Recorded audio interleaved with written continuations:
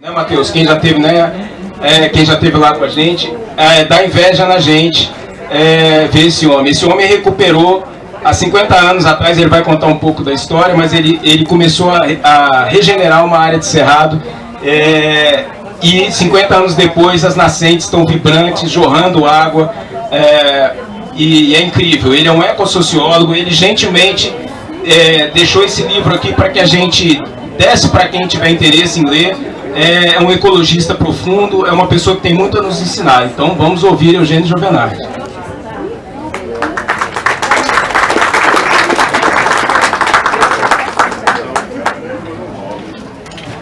Bom dia a todos.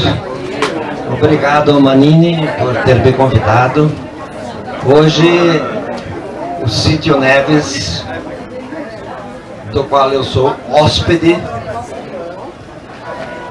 completa 50 anos. Eu tinha 42 anos quando adquiri a posse desse terreno. Fiquei abismado com a degradação, não conhecia o cerrado e comecei a conhecer, a aprender sobre o que significava o cerrado. Mas eu percebi em 1974, que Brasília iria sofrer muito, porque aquela área que eu havia comprado a posse não era uma área isolada. Todas as áreas ao redor sofriam da mesma leucemia. E o cerrado está afetado por leucemia. Ele não consegue mais se recuperar.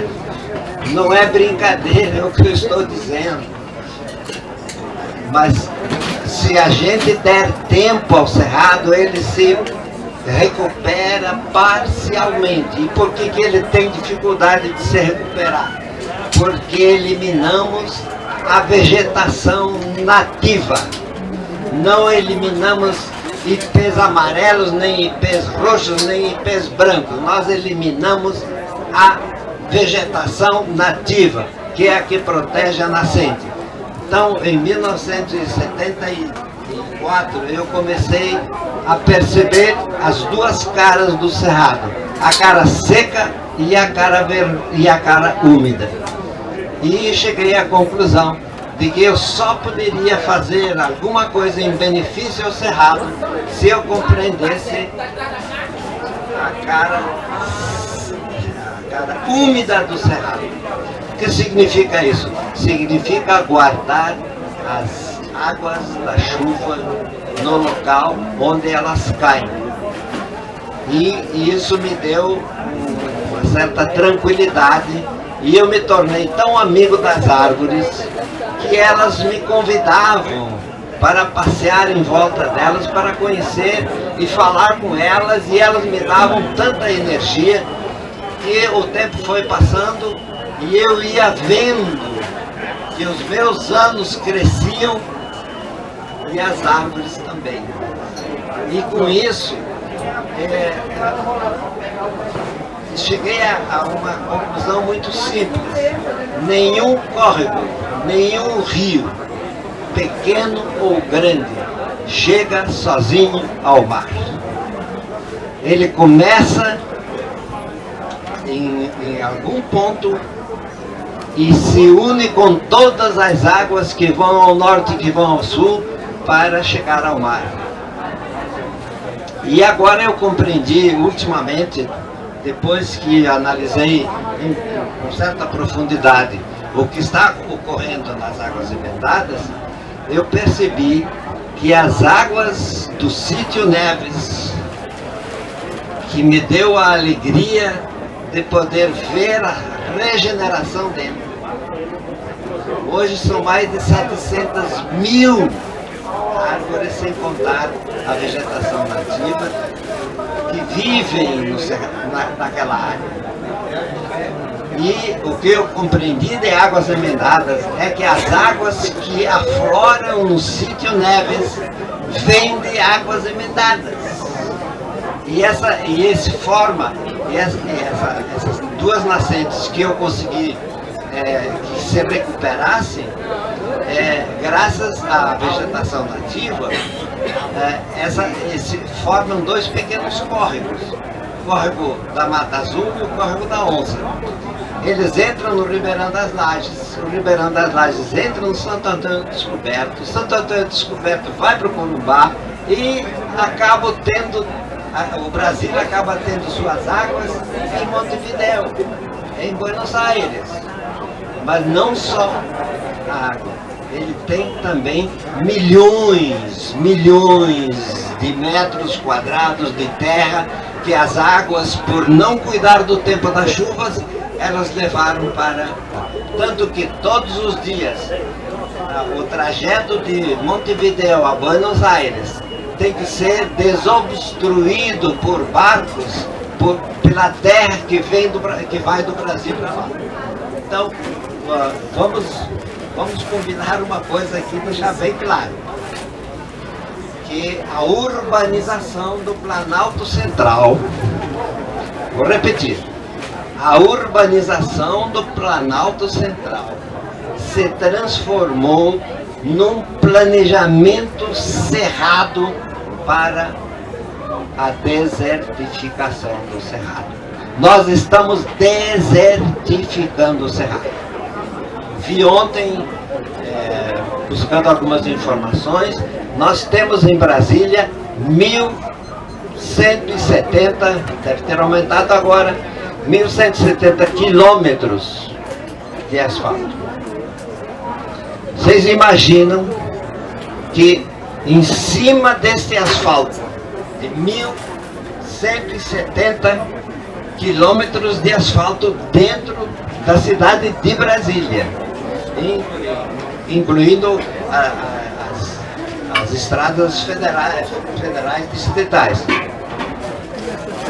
Se nós temos todo ano 1.200 milímetros por metro quadrado, e vamos supor que desses 1.200 milímetros de litros por metro quadrado, apenas 1.000 milímetros quadrados por metro quadrado caem em cima do asfalto em Brasília, o que acontece? Nós estamos expulsando daqui as águas que caem sobre o Distrito Federal. Nós não estamos guardando as águas aqui. Então, esse fenômeno vai para águas emendadas. Por quê? Porque o aquífero das águas emendadas não está sendo carregado. E esse é o problema maior. Então, à medida em que os aquíferos não se carregam, e os geólogos da UNB, o Dr. Wagner, esteve lá no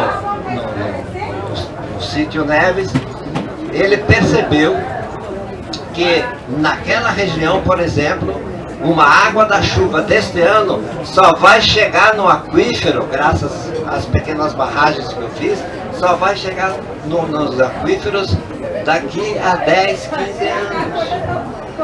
Então, se nós começarmos hoje a recuperar os aquíferos de águas emendadas, só daqui a 50 anos é que nós vamos ver as águas emendadas que nós encontramos quando chegamos aqui em 1955. Então, o tempo da natureza não é o tempo do relógio suíço. O tempo da natureza é extremamente lento. Por quê? Porque nós não vemos o tempo passar nos aquíferos, mas nós vemos o tempo passar quando secam as nascentes que brotam dos aquíferos. Então, a minha mensagem a vocês, eu só quero dizer que esse sítio tem 70 hectares, ou seja, tem 700 mil metros quadrados. Eu fiz uma centena de pequenas barragens, de maneiras que as águas da chuva, elas ficam no sítio das Neves durante mais de 6 meses ao longo da chuva. E com isso, elas têm tempo de perfilar, de se infiltrar e de percolar. Provavelmente chuvas que caíram 15 anos atrás já chegaram nos aquíferos. Agora, se nós começarmos imediatamente, se eu apelo para o bom senso e para a inteligência da administração do GDF, que ultimamente me dá a impressão de que a administração do GDF também sofre de leucemia. É algo assim inacreditável que a responsabilidade histórica que essas pessoas vão receber vai ser tremenda. Nós já estamos sentindo isso na pele. Então, eu desejo que essa boa vontade, essa força, essa energia de quem está protegendo as águas umedades, eu quero aqui anexar o agradecimento do Sítio Neves, que hoje foi, em 2023, foi decretada a reserva do patrimônio nacional. Ele não é meu, nunca foi meu. Mas hoje, especificamente, ele não é mais meu, ele é do Brasil. Então eu estou cuidando de um pedacinho do Brasil e espero que ao chegar aos 100 anos eu continue ainda amando aquela terra.